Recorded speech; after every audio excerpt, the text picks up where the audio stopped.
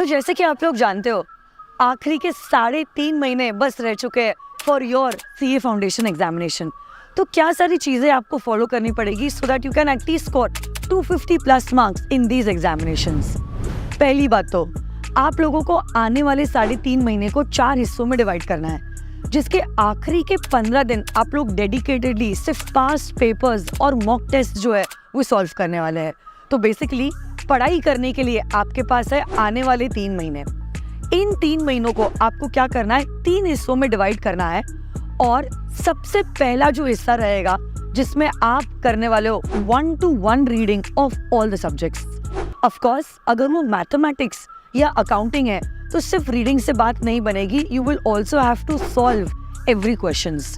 और यही करते वक्त आपको क्या करना है, you suppose to take out certain pointers जो आपके लिए डिफिकल्ट जा रहे हैं या जिसमें आपने गलत सॉल्व किया है।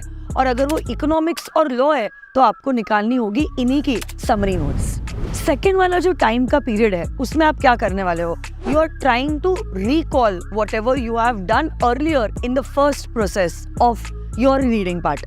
तो जब आप रिकलेक्टिंग करते हो, आप बुक को क्लोज करोगे और आप अपने आप को सवाल पूछोगे कि लास्ट टाइम जो मैंने रीडिंग किया था क्या मुझे वो सारी चीज़ें याद आ रही है, कितनी चीज़ें याद आ रही है, कितनी चीज़ें मैं भूल रहा हूँ, क्या मेरी स्ट्रेंथ है, क्या मेरी वीकनेस है।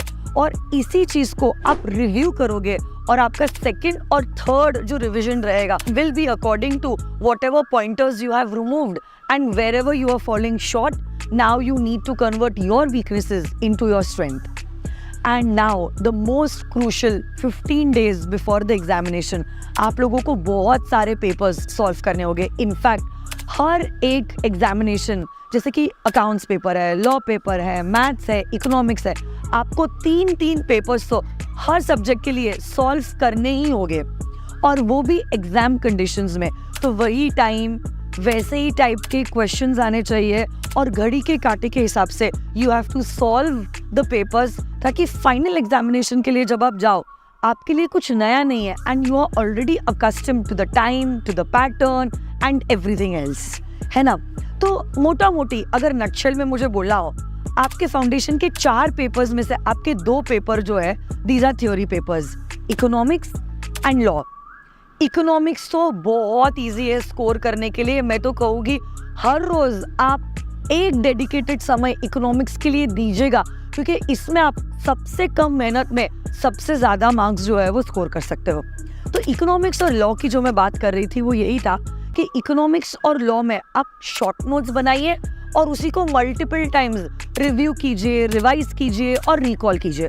और जहाँ तक आपके प्रैक्टिकल पेपर्स है जैसे कि मैथमेटिक्स एंड अकाउंटिंग, तो you just have to follow one mantra and that is practice, practice and practice.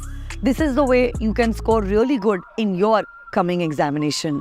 And lastly, stay calm and stay positive. Stay inspired, stay blessed, and all the best. Thank you.